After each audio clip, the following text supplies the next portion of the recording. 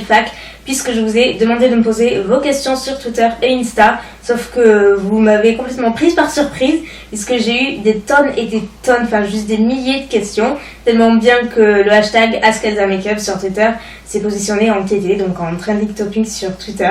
C'était juste fou, c'est la première fois que ça m'arrivait, donc j'étais un peu choquée, je me suis dit comment je vais répondre à tout ça.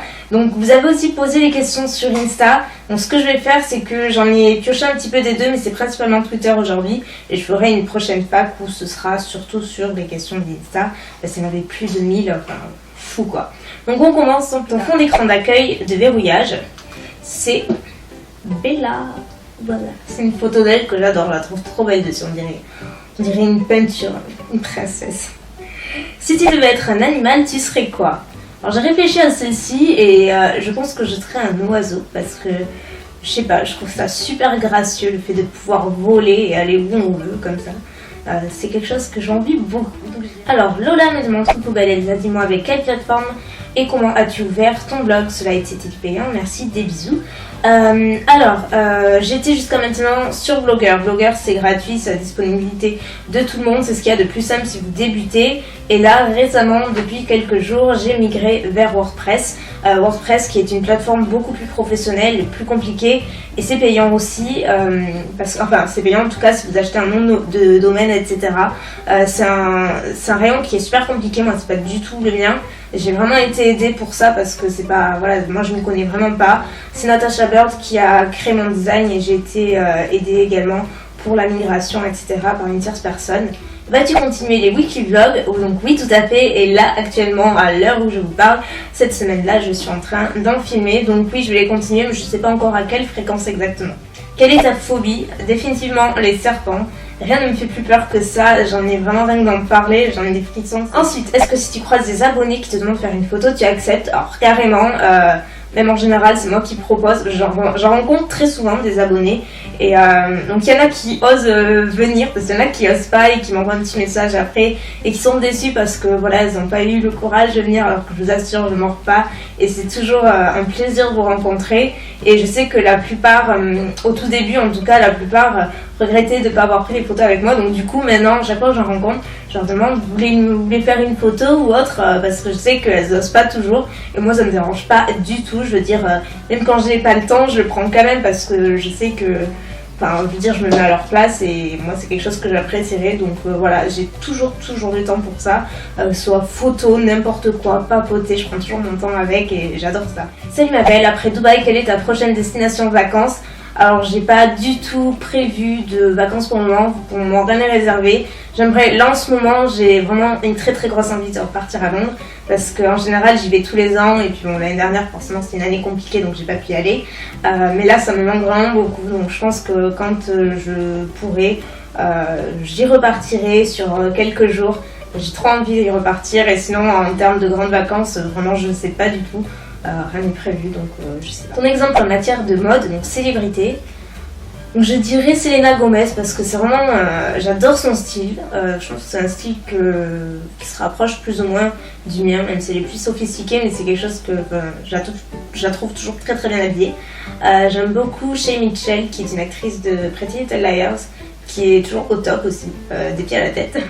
Quel est ton humoriste préféré? Aucun, puisque je n'en suis aucun. Si tu as peur de prendre la grosse tête et de t'éloigner de tes abonnés en atteignant les 500 000 abonnés, déjà je pense que je suis très loin d'arriver aux 500 000, pour moi c'est à peine croyable.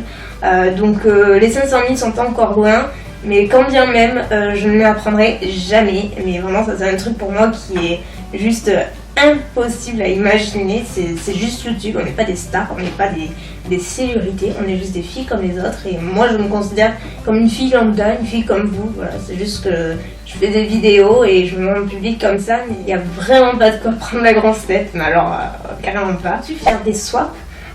Justement, on en a parlé avec une certaine personne, donc c'est fort possible, pas tout de suite, mais c'est en prévision, en tout cas on y pense. Et je vous dirai pas avec qui bien sûr.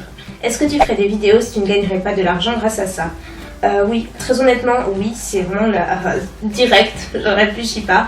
Après, oui, pour être honnête, je n'investirais pas autant derrière en matière de matériel. Si mes vidéos n'étaient pas monétisées, je veux dire, c'est grâce à ça que je peux me permettre tout l'équipement, c'est-à-dire le réflexe, les objectifs, le logiciel, les lumières et tous les accessoires qui vont avec, qui coûtent vraiment une fortune, il faut le savoir. C'est vraiment pas des petits investissements, c'est quelque chose qui coûte beaucoup d'argent. Donc voilà, si les vidéos n'étaient pas monétisées, je me donnerais pas autant de mal pour avoir cette qualité-là et m'améliorer toujours plus, parce que c'est grâce à ça qu'on le fait. Mais après, je veux dire, c'est tellement une passion et c'est quelque chose que j'aime tellement faire que oui, je le ferai quand même malgré tout, c'est sûr. Regardes-tu des téléréalités? Si oui, quoi? Non, aucune. Je déteste ça. Je veux dire, j'en ai regardé quand j'étais ado, comme beaucoup, mais là, plus du tout. Et je regarde même pas la télé, pour tout vous dire. Je ne la regarde vraiment jamais. Je crois que ça fait bien 6 mois que j'ai pas regardé la télé. Genre, enfin, je regarde juste les infos quand on mange le soir, mais après, je regarde jamais la télé. Ensuite, que penses-tu de Marie, donc Enjoy Phoenix? Comment l'as-tu rencontrée? Donc on s'est rencontrés lors de tournage Rose Carpet et Tapas du Gloss, puisque c'est elle qui a animé. En fait Marie, ça fait, j'ai toujours trouvé super sympathique en fait. Mais on a commencé plus ou moins au même moment, je crois moi un petit peu avant, mais je suis pas sûre. Quoi qu'il en soit, on se parlait de temps en temps à de rares occasions. Mais voilà, c'est une fille que j'estimais beaucoup et qui m'a toujours paru sympathique en fait. Et du coup, j'étais très contente de la rencontrer et voir si effectivement elle était comme ça en vrai. Et j'ai pas été du tout déçue. C'est une fille adorable, très terre à terre. Ça, c'est quelque chose qui m'a vachement soulagée parce que voilà, on sait jamais trop. Elle est hyper terre à terre et vraiment mature aussi, malgré toute la pression qu'elle a sur les épaules, parce que c'est pas évident d'être suivie par autant de monde, vraiment. Moi, elle m'a bluffée sur les tournages, elle est hyper pro, très confiante et tout. Elle m'a bluffée, tout simplement. On m'a dit t'avoir déjà vu fumer, c'est vrai. Alors, je serais très curieuse de savoir qui c'est qui m'a vu fumer, parce que je ne fume pas du tout. Je déteste ça, vraiment. Je veux dire, je déteste ça. J'ai déjà essayé, comme beaucoup de monde, je pense, quand j'étais jeune, et j'ai détesté. Moi, mes parents fument et tout, mais moi, ça m'a jamais attiré. Et je veux dire, je fumerai jamais. Et quand bien même je fumerai, je veux dire, chacun ses oignons et chacun fait ce qu'il veut. Quel est ton réseau social préféré? Je dirais Instagram. Vas-tu aux toilettes avec ou sans ton portable? Quel est ton pire défaut? Et qu'est-ce qui te titille, t'énerve? J'ai pratiquement toujours mon portable sur moi, j'avoue. Donc oui, deuxième, quel est ton pire défaut? Je dirais que ça rejoint la troisième question, c'est que je suis un petit peu chiante sur les bords, mais je l'avoue vraiment, parce que moi ça m'agace d'être comme ça, mais j'y peux rien. Par exemple, c'est surtout quand on mange, en fait, au moment du repas. Si j'ai fini de manger avant tout le monde, en fait les bruits de mastication, quand les gens boivent de l'eau, quand ils mangent et tout, et enfin d'entendre tous ces petits bruits-là, ça m'exaspère. Je crois que le pire, c'est quand je vais chez ma grand-mère et que c'est le moment de la soupe. Moi, j'en prends pas. Mais quand c'est le moment, c'est comme ça, c'est horrible, ça me fait dresser les poils et là, je décède en silence, vraiment. Au moment du repas, je suis très agaçante. Je le dis pas, hein, mais enfin, je le dis avec ma mère et tout parce qu'ils savent comment je suis, mais sinon après, je sais me tenir quand même, mais ça m'agace. La plus grosse blessure que tu aies eue?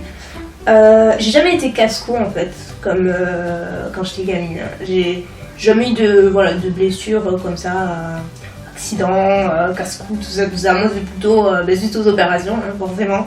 Donc si je vais citer ça, c'était un escar en fait que j'ai eu en 2005. Un escar en fait c'est une plaie qui se forme suite à un point d'appui. Et là en l'occurrence je l'avais au niveau de la nuque et en fait un escar, je suis désolée mais je peux pas rentrer dans des détails moins cru que ça, c'est un trou, une plaie mais très profonde qui ressemble à un trou. Et donc moi c'est ce que j'avais dans le cou, puisqu'en fait ça faisait appui contre un plâtre et ça s'était creusé et ça faisait 3 cm de largeur et on voyait l'intérieur quoi.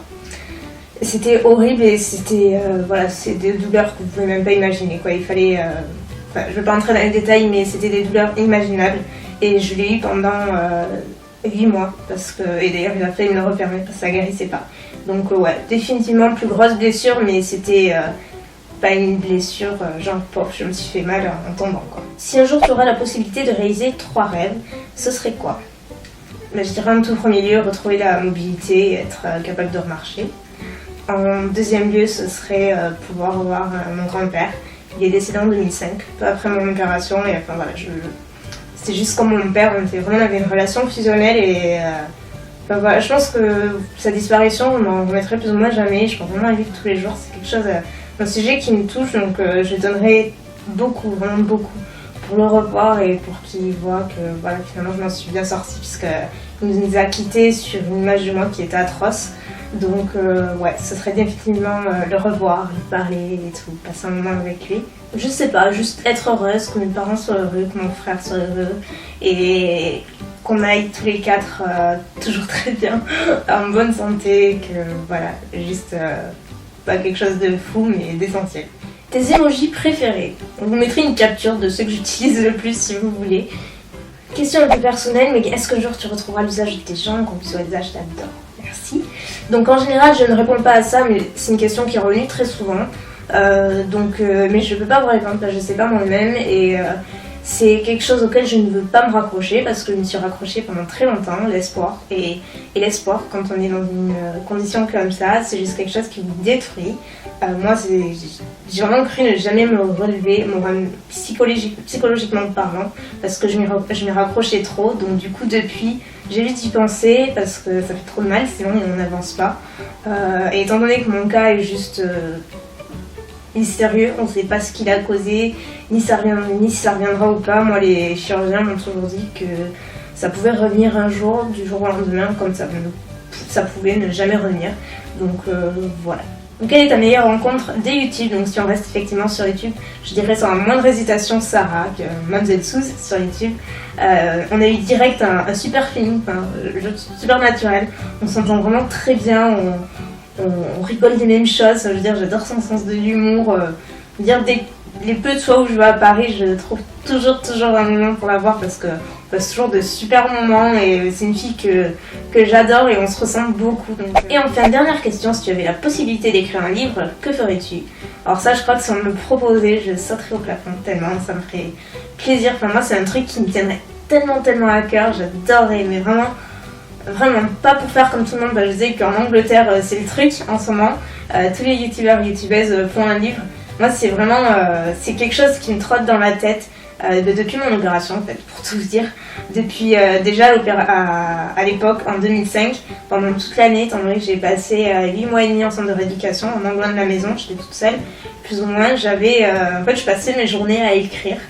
J'écrivais, en fait, je retraçais tout ce que j'avais vécu jusque-là, histoire de ne pas oublier et de me rappeler, en fait, ce que c'était. Et ça, je l'ai fait pendant longtemps, j'ai continué les années suivantes. Et après, moi, j'ai toujours aimé écrire, de toute façon. Donc, écrire un livre, waouh, je serai la plus heureuse du monde, je crois. Mais du coup, si je le faisais, on peut toujours rêver, hein. Ça ne risque pas d'arriver, mais on peut toujours rêver.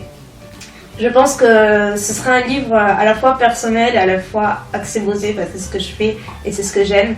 Donc, il y aurait quand même une partie bio où je me sentirais quand même pas forcée, mais c'est quelque chose que je ne me vois pas ne pas écrire, à savoir mon histoire, mon vécu, pas pour faire pleurer sur les chaumières, parce que c'est clairement pas mon cas, vous le savez, mais parce que je pense avoir quelque chose peut-être à apporter.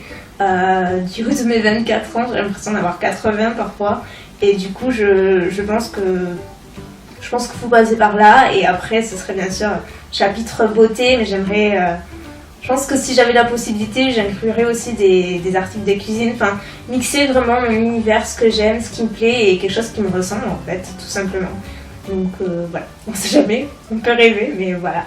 C'est tout pour aujourd'hui, donc si vous voulez poser vos questions, n'oubliez pas, c'est avec le hashtag AskElsaMakeup sur Twitter. Et pour la prochaine fois, comme je vous le disais, je vais piocher des questions qui ont été posées sur Instagram. Je ne pouvais pas tout faire en même temps, bien sûr, mais petit à petit ça va venir. Et puis voilà, et les questions auxquelles je n'ai pas répondu, j'y ai répondu généralement dans les précédentes facs, donc n'hésitez pas à aller voir. Sur ce, je vous fais plein de bisous et je vous dis à très bientôt. Ciao.